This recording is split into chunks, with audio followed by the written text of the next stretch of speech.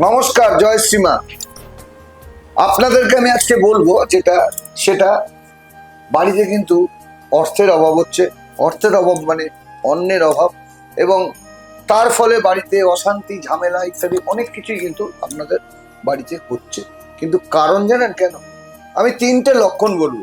সেই তিনটে লক্ষণে হয়তো সেটাকে আপনারা অ্যাভয়েড করে যান, কিন্তু এই তিনটে লক্ষণের জন্য কিন্তু হচ্ছে। একটু মাথায় রাখবেন। অনেক সময় দেখবেন বাড়িতে ঢুকছেন, পচা গন্ধ, সহ্য করতে পারছেন না গন্ধ। আপনি ভাবছেন কি করে এটা আসলো। দ্বিতীয়ত, এটা বাড়িতে হঠাৎ উই পোকা বাসা বাঁধবে। তৃতীয়ত, চালের মধ্যে হঠাৎ পোকা দেখতে পাচ্ছেন। এগুলো কিন্তু বাড়িতে লক্ষ্মীর যদি অভাব হয় তবেই কিন্তু এই লক্ষণগুলো দেখা দেবে।